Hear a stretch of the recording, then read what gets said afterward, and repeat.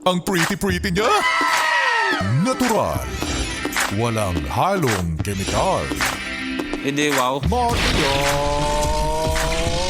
Morena! Yes FM. Para sa mga pangako, magbabayad na ako, pangako, magbabago na ako. Hay nako, alam mo ba kung bakit talaga tinawag yung pangako, yung salitang yan? Kasi lahat ng mga nagsasabi ng mga ganyan, ngalay na yung mga panga nila. Oh, 'di ba? Ang sasakit na ng mga panga nila. Kaya ganyan panga nila, pangako. Ewan, maitawid lang. Hay nako, totoo naman. Hindi ba nangangala yung mga panga ninyo? Kakapangako? Nakakaloka kayo? Ay. Kasi tayo, di ba, tayong mga pinangakuan, lagi na lang tayo intay-intay. Kailan ba ito magbabayad? Intay-intay. Kailan ba ito magbabago? Nga na lang tayo. Yes, friend, nga, kakapangako nila. Pero alam mo, wag mo na lang masyadong pagtuunan ng pansin yung iba. Instead, sarili mo na lang. Kasi alam mo sa sarili mo, hindi ka perfect. May mali rin sa pagkakagawa sa'yo ni Lord. Minsan nga hindi si Lord yung may kasalanan. Ikaw talaga eh. Kasi ugali mo na yan eh. Ha? Kaya alam mo, wag mo na tayo masyado ding makapag-impose ng mga kasalanan ng iba, mali ng iba kasi tayo, may mali din tayo sa sarili natin. Ha? Kaya, unahin mo muna magbago. Magandang tanghali sa mga yes friend natin na nakatutok dito sa 101.1 Yes FM. Kasama si Maria Morena. Ako, iniiwasan ko yung pangako. Lalong-lalo na ayaw ko. Eto ha, yes friend, yung may mga magkakaroon ako ng utang. Kasi sa totoo lang, ako yung tipo ng pag nangutang, ako yung hindi nakakatulog, kakaisip, paano ko to babayaran? Kaya nga tuwing sweldo, alam mo, hindi ako na-excite. Hindi ako masaya. Kasi alam ko yung pera ko, yung sweldo ko, mapambabayad lang ng utang. Taas kamay yung mga kagaya ko. Pero sa totoo lang, right na wala naman akong utang. So, salamat. Thank you naman dahil nakakatulog ako ng mahimbing. Kahit na ngayon, malaki-laki yung eyebag ko, ha? Ibang stress naman to. Ibang stress. Ay nako, wag ka ma-stress at wag ka magpabaon sa utang. Kung ako sa'yo, meron akong i-recommend. Isang malupit na technique para maibsan ang iyong kalungkutan, ang iyong pagkabaon dahil pwedeng solusyonan yan. Totoo naman may mga solusyon sa lahat ng bagay. Kaya bibigyan kita ng isa pa, another solution.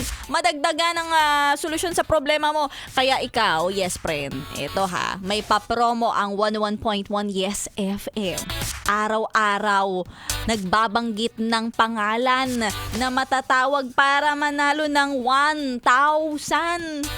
Oo, ganun lang kadali. Babanggitin lang sa ere ang pangalan mo. May 1,000 ka na. Siyempre, dapat nakikinig ka. Kasi paano mo naman makukuha yung 1,000? Nagpalista ka o hindi ka makikinig. Kaya kung ako sa'yo, sumali ka na sa ating papromo na namumudmod ng papremyo ang ating...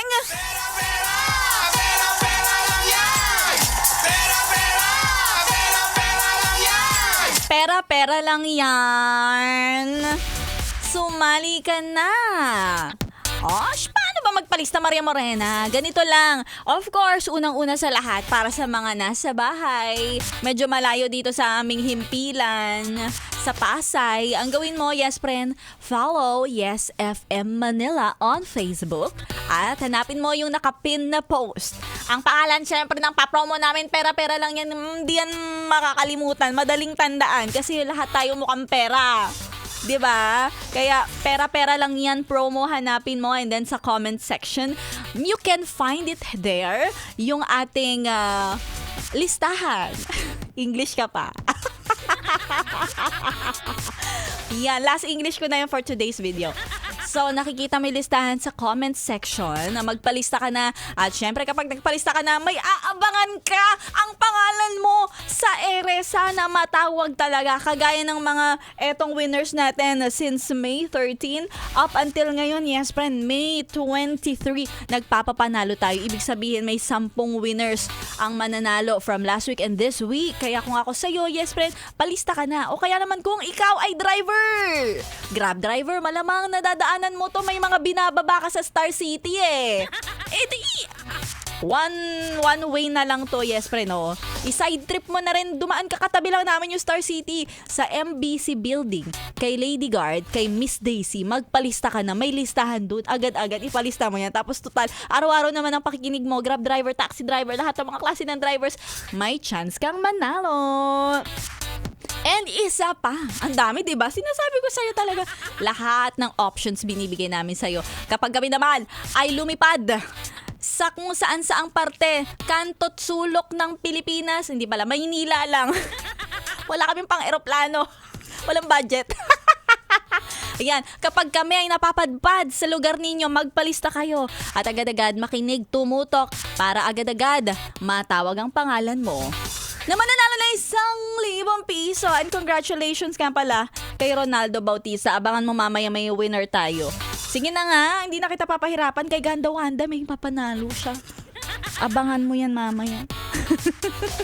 At si Maria Morena, hindi mo pwedeng palagpasin ang pagkakataon na papakinggan ako at ang ating My Intimate Love and Fantasy susunod na. Dito lang yan sa 101.1. Yes! Oh yes! Yes, FM!